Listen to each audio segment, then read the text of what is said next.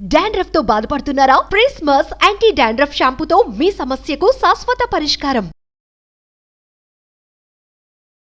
నమస్తే రమగారు. నమస్తే జయ. ఒక సరదా కథ చెప్పండి. ఒకప్పుడు జిత్తుల జంత్రి అని ఒక కథ చెప్పాను, గుర్తుందా నీకు? గుర్తులేదు రమగారు. నేను మర్చిపోతున్నావు జయ. ఎన్ని కథలు రమగారు? మరి నేను ఎలా గుర్తు పెట్టుకుంటున్నాను? అదే కదా, అదే రమగారు. మరి ఒకసారి చెప్పండి, ఒక్క లైన్ చెప్పండి. అది అదే జిత్తులు ఒకడు చాలా తెలివైన వాడు రాజుగారు ఆయన వాడి దగ్గరికి వెళ్తాడు. నువ్వు ఇంత తెలివిగా ఎలా ఉంటుంటే జిత్తుల జంత్రి అని ఒకటి ఉందండి, అది తీసుకొస్తాను, మీ గుర్రం మీ బట్టలు నాకు ఇవ్వండి అని తీసుకెళ్తాడు. గుర్రము బట్టలు తీసుకుని వెళ్ళిపోతాడు. చూసావా? మళ్ళీ సెర్చ్ చేసుకొని మొత్తం వింటాను వినాలి రమగారు. నువ్వు. ఖచ్చితంగా. సారీ రమగారు, ఒకవేళ ఎవరికి గుర్తులేదో వాళ్ళందరూ ఈ జిత్తుల జంత్రి కథ వెతుక్కుని వినండి, మళ్ళీ వినాల్సిందే, తప్పదు. బాగుంటుంది సరదాగా. Sure sure. ఇది కూడా జిత్తుల జాలయ్య వీడొకడు. ఒక ఊళ్ళో ఒక రాజుగారు నగరంలో జాలయ్య అని ఒకడు ఉండేవాడు. వాడు అందరినీ బోల్తా కొట్టించి పాపం గడుపుకుంటూ ఉండేవాడు. ఓసారి వాడు ఒక సైనికుడికి దొరికేశాడు. వాడు ఏం చేశాడంటే, ఇలాంటి వాడిని టక్కరి వాళ్ళని పట్టుకుని అప్పచెప్తే బాగుంటుంది కదా. వాడు ఏం చేసి పట్టుకుని రాజుగారి దగ్గరికి ఈడ్చుకుపోయాడు. రాజు అన్నాడు, ఏమిట్రా వీడు దొంగతనం చేశాడా, దోపిడీ చేశాడా, ఏం చేశాడు, ఎవరైనా మోసం చేస్తే? వీడు జిత్తులు మారండి, జిత్తులు జాలయ్య వీడు, అప్పుడెప్పుడో వాళ్ళప్పుడెప్పుడో చెక్కు మార్చారు, ఇలా ఒక 5-6 విషయాలు చెప్పాడు. అవునవును, వాడెవడో టక్కరి వాడు అనుకున్నావు, వాడు వీడేనా అన్నాడు.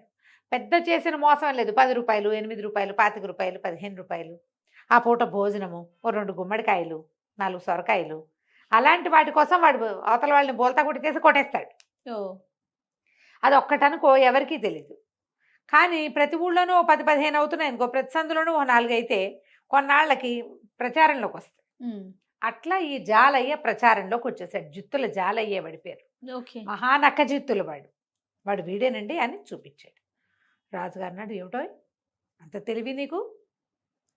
అట్లా ఒకళ్ళు కాదు, ఇద్దరిని కాదు, ఏదైనా పని చేసుకోవచ్చు కదా, ఇట్లా జిత్తులు మారితనంగా ఉండి నువ్వేం సాధిస్తావని రాజు కేకలేశాడు. వాడు అన్నాడు, ఏదో ఒక దాన్ని పెట్టుబడి పెట్టుకుని బతకాలి కదా బాబయ్య, నా తెలివిని పెట్టుబడి పెట్టుకుంటున్నాను నేను అనేసరికి రాజు అన్నాడు, అవును నువ్వు చేసినవి చాలా నాకు ఇంట్రెస్టింగ్గా అనిపించాయి, సరే ఇప్పుడు ఏమిటంటావు చెప్పు, జైల్లోకి వెళ్తావా, శిక్ష ఇంకేదైనా కొరడా దెబ్బలు అవి తింటావా అనేసరికి వీడు, బాబు జైల్లో ఉంటే నాకు తిండండి, మా ఇంట్లో తిండి అది కుదరదు, దెబ్బలు తినడానికి నేనంతా సత్తా ఉన్నవాడిని అయితే కష్టపడి పని చేసుకునేవాడిని కదా, ఇటా కాదండి, ఇంకో మార్గం చెప్పండి అన్నాడు. రాజు అన్నాడు, సరే నీ తెలివితేటలు పరీక్షిస్తా, నీకు ఒట్టి నక్కజిత్తులేనా, అందులో నిజంగా తెలివి ఉందా చూస్తాను, 3 పరీక్షలు పెడతా, 3 పరీక్షల్లో నువ్వు పాస్ అయితే నీకు ఏదైనా ఒక సందో రోడ్డో రాసిస్తా, అక్కడ సంపాదించుకుని బతుకుదు కానీ ఈ జిత్తులు మాత్రం నువ్వు మానేయాలి అంటే వాడు ఒప్పుకున్నాడు. ఒప్పుకుంటే ఈయన ఏం చేశాడు, ఆ జాలయ్యను వెంబడి పెట్టుకుని మేడ మీదకి తీసుకుపోయాడు.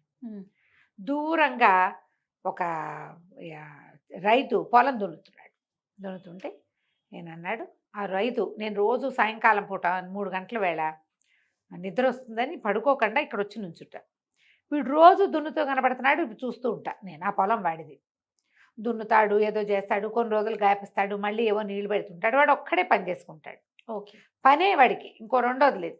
నువ్వు వాడికి తెలియకుండా వాడిని మోసం చేసి వాడి ఎద్దులు 2 కొట్టేయాలి, నువ్వు దొంగతనం జరిగినట్టు వాడికి అర్థం కాకూడదు, నువ్వేం చేస్తావో చేయమన్నాడు. అనేసరికి సరేనని ఒప్పుకున్నాడు. వెళ్ళాడు. వెళ్తే అసలు ఆ రైతు తలకాయ తిప్పడు, ఎవరికేసి చూడ్డు, మాట్లాడు, నవ్వడు, పని తెప్పిస్తే రెండోది చేయడు.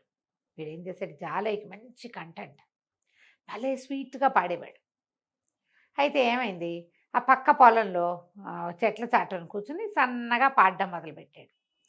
ఈ పని చేసే వాళ్ళకి ఓ చిన్న పాట అవి వినపడితే ఆసక్తికరంగా ఉంటుంది. ఆయన నిశ్శబ్దంగా ఉన్నాడు కదా, పాట మధురంగా వినపడుతుంటే కాస్త తాదాత్మ్యం వచ్చింది అందులోకి, పరవశించిపోయాడు ఆయన, ఎంత బాగా పాడుతున్నారు అని చెప్పి. అది దాని మీద ఉన్నాయి కదా, ఈ మన తవ్వే దాని మీద ఏమంటారు దాన్ని, నాగల మీద ఉన్నాయి గొడ్లు ఎడ్లు, వాటిని వదిలిపెట్టి ఆ పాట వస్తున్న వైపుకి వెళ్ళాడు. ఎవరో ఉన్నారు, మనిషి ఎవరో చూద్దాము అని చెప్పి అటు వెళ్ళేసరికల్లా వీడేం చేశాడు, చెక్కమని ఇటు వచ్చేసాడు. అతను ఆ చెట్ల పొదల్లోకి వెళ్ళాడు. వీడి రాగానే వీడి దగ్గర ఓ చిన్న ఇంత రంపం లాంటిది ఉంది. గబగబా ఈ ఎడ్ల దగ్గర నిలబడి కొమ్ములు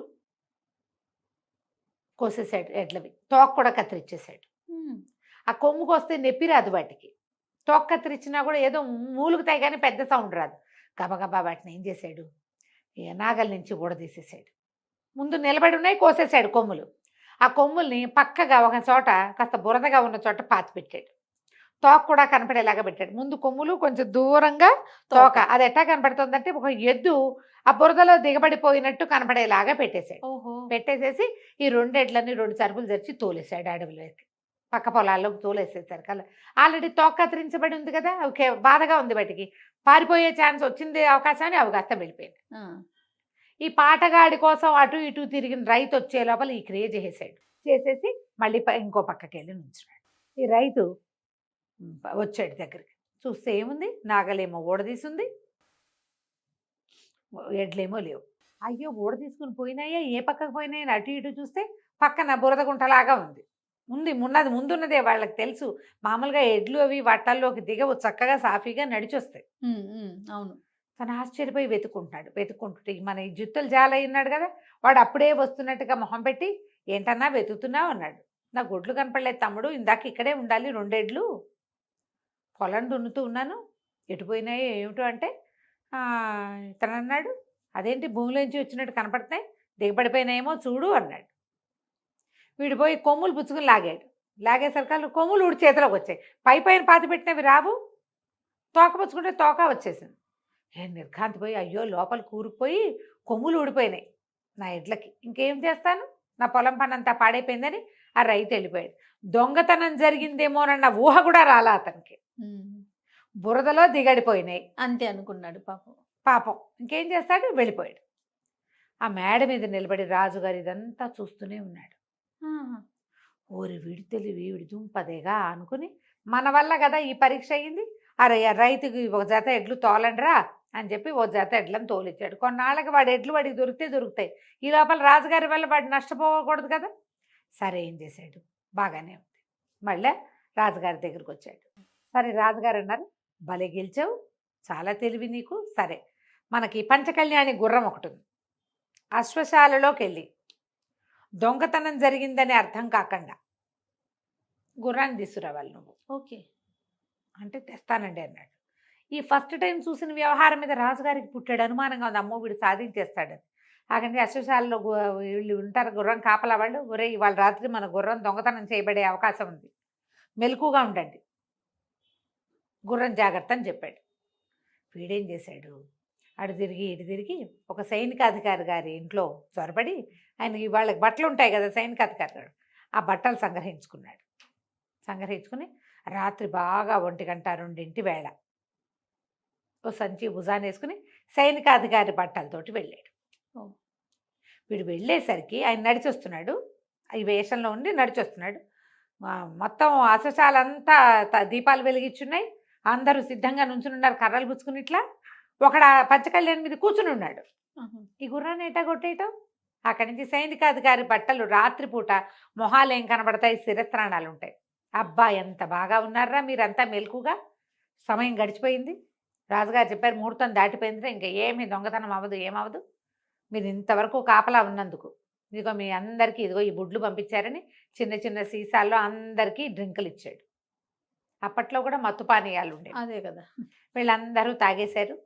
సంతోషం పట్టలేక రాత్రి 1 గంటకు నిద్రలు ఇంకా కాయక్కర్లేదు కదా, 1 గంట 2 దాకా మెలకుగా ఉంటే ఊపిరి ఆడనట్టు ఉంటుంది, అది మంచి టైం కదా. 1 to 12 to 3 అద్భుతమైన నిద్రా సమయం మనిషి అన్నవాడికి. ఆవలించుకుంటున్నారు అక్కడికి పాపం. సరే అందరూ తలా ఒక బుడ్డి తాగారు. గడపలు దాటకముందే ఎవరి దారిని వాడు చొప్పకట్టల్లో పడిపోయారు. ఇది చక్కగా సైనికాధికారి బట్టల్లో గుర్రాన్ని వేసుకెళ్ళిపోయాడు మనవాడు జాలయ్య. వేసుకెళ్ళిపోయి తెల్లవారు దాకా అక్కడ ఇక్కడ తిరిగి తెల్లవారేసరికల్లా రాజుగారి దగ్గరికి తీసుకొచ్చేసరికల్లా ఈ అశ్వశాలకు కబురు చేస్తే ఆ రాత్రి దొంగతనం అవదని ఇంకేం అవదని చెప్పేశారు సైనికాధికారి వచ్చి, అందుకని మేమందరం పడుకున్నామన్నారు. గుర్రం ఎక్కడుంది, రాజుగారి ముందు నుంచి. ఆశ్చర్యపోయాడు, పూర్ణి ఇది కూడా బాగా చేశాడే, వీడికి ఆ సమయానికి ఏం చేయాలో తెలుసు, టక్కరివాడు.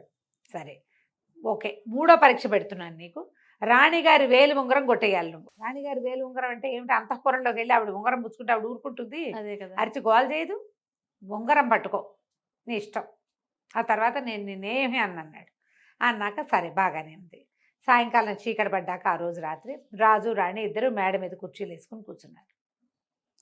కూర్చుంటే చెప్పాడు, ఏమే నీ ఉంగరం జాగ్రత్త, వాడు కొట్టేస్తాడు, వాడు 2 సార్లు ఇలాంటివి చేసేసాడు, మూడోది చేస్తాడంటే ఇద్దరు భార్యాభర్త పక్క పక్కన ఉంటే వాడు ఎట్టా వచ్చి ఆవిడ మీద పడి ఆవిడ ఉంగరం లాక్కోగలుగుతాడు? పైగా మెళ్ళో అయితే ఒక రకం, ఉంగరాలు తీసుకోవాలంటే చెయ్యి ఇవ్వద్దు, ఆవిడ ఎందుకు ఇస్తుంది చెయ్యి? సరే ఇద్దరు చూస్తుంటే రాజుగారికి ఏం కనిపించింది, ఎవరో కింద నుంచి గోడ మీద నుంచి పైకి ఎక్కొస్తున్నట్టుగా కనపడింది. అప్పట్లో ఏం వీధిలో ఎట్లా ఏమిటి ఏమీ లేవుగా, ఏవో కాగడాలు అవి ఇవి వెలిగించుకునేవాళ్ళు.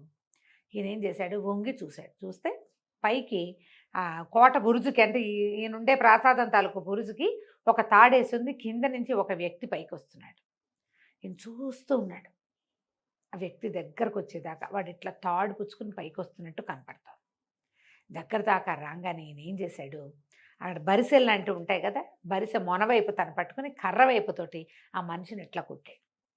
పై మేడ మీద 4వ అంతస్తు మీద నుంచి పడితే ఉంటాడు ఎవడైనా, పడిపోయాడు వాడు. ఆ పడిపోయాడు, ఏదో కెవ్వమన్న కేక, దబ్బమన్న మోత వినపడ్డాయి. ఇంకేమిటి, జాలై పడిపోయాడు. వాడు ఇప్పట్లో లేచురాడు. సైనికులు ఎవరో చూసుకుంటారు వాడి సంగతి, వాడేం సచ్చేంబడు, కాళ్ళు చేతులు విరిగిపోయి ఉంటాయి. అక్కడి నుంచి నేను అన్నాడు, ఏం పర్వాలేదు వెళ్ళి పడుకుందాం పదన్నాడు. రాజుగారు రాణిగారు వెళ్ళిపోయారు లోపలికి. ఆయన గది వేరు, ఆవిడ గది వేరు. ఆవిడ గదిలో ఆవిడ పడుకుని హంసతులిక తల్పం మీద, ఆయన పోయి తన గదిలో పడుకున్నాడు. పడుకున్నాక ఏమైంది, ఇంతకీ అక్కడ ఏం జరిగింది, తాడు పుచ్చుకుని పైకి వస్తున్నారు కదా, జాలయ్య రాల. వాడు ఏం చేశాడంటే ఒక తాడేసి ఒక గడ్డి బొమ్మకి తన చొక్కా పంచా కట్టాడు. ఓహో. ఆ గడ్డి బొమ్మను ఆ తాడుకి కరిపించి కింద నుంచి లాగుతుంటే దూరం నుంచి చూసే వాళ్ళకి ఏం కనబడుతుంది, పైకి వెళ్తున్నట్టు అనిపిస్తుంది. ఆ గడ్డి బొమ్మ కింద పడంగానే వీడు కెవ్వమన్నాడు, మోత ఎట్లాగూ అయింది. వాడు నిజానికి అసలు క్షణాల్లో మేడెక్కేశాడు. పక్క నుంచి మెట్లు ఉన్నాయి ఆ మేడకి.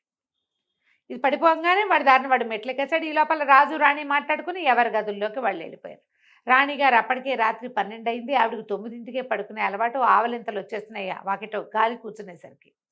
మేడ మీద కూర్చుంది కదా, చల్లగాలికి నిద్ర రాదా, ఆవిడేమో నిద్రలో. ఆవిడ లోపలికి వెళ్ళి కొద్దిగా గొంతు బొంగురుగా చేసి, ఏమే ఇంకా జాలై రాడు, అయినా కూడా ఎందుకైనా మంచిది ఉంగరం నా చేతికి దాచిపెడతా అన్నాడు. ఆవిడ నిద్రలో ఉంగరం తీసి ఆయన చేతులు అది ఎవరు, జాలయ్యే. వాడు ఉంగరం వేలికి పెట్టేసుకున్నాడు, చటుక్కుని తప్పుకున్నాడు. ఇంతలో 10 నిమిషాల్లో రాజుగారికి రెండో గదిలో పడుకున్నాడుగా, ఆయనకి ఏమనిపించింది, ఒకవేళ జాలయ్య గాడు కాలు విరిగినా సరే ఏ కర్రో పట్టుకుని పైకి వస్తే అని చెప్పి ఈయన గబగబా లేచి సరభసంగా వెళ్ళాడనమాట, చకచక మోతలు చేసుకుంటూ. ఏమండి రాణిగారు, ఆ ఉంగరం నా చేతికి ఇవ్వండి, నేను దాచిపెడతాను, ఆ వాడు వచ్చేస్తాడేమో, వాడు ఒట్టి టక్కరి వెదవా అన్నాడు. ఆవిడ నిద్రలో, ఎన్నిసార్లు ఇస్తాను, ఆల్రెడీ ఇచ్చేసా కదా మీకు అని. అప్పుడు చూశాడు ఆవిడ వేలికి ఉంగరం లేదు. అమ్మ జాలయ్య కొట్టేశావురా అనుకున్నాడు. తెల్లవారేసరికల్లా ఉంగరం పుచ్చుకొచ్చాడు జాలయ్య. ఇదిగోండి మహారాజా అనగానే, మహారాజు అన్నాడు, ఎంత తెలివోయి నీకు సానుకూలంగా పనిచేసుకోవటం, దాన్ని గొడవ కానివ్వకుండా ఉండటం వచ్చు. సరే ఓ పంచి, ఊరికి ఉత్తరంగా ఉన్న వీధుల్లో ఒక వీధి నీకు ఇస్తున్నాం. ఆ వీధిలో 40-50 ఇళ్ళు ఉన్నాయి. ఆ దానికి అనుబంధంగా ఉన్న తోటలు దొడ్లు అన్నీ నీవే. అవి అద్దెకిస్తావో, అమ్ముకుంటావో, నీ పేరే పెట్టుకుని నువ్వు అక్కడ ఉంటావో ఉండు. అవసరమైనప్పుడు సలహా ఇచ్చే సలహాదారు ఉద్యోగం ఇస్తున్నాను నీకు. నీ చుట్టాలని పక్కాలని అవి ఇదంతా పెట్టుకో, ఉద్యోగం ఉంటుంది, నీకు జీతం ఇస్తాను. మీ వాళ్ళందరినీ ఆ ఇళ్లలో దింపుకో. ఇక మాత్రం నీ జిత్తులు బయట చేయకూడదు.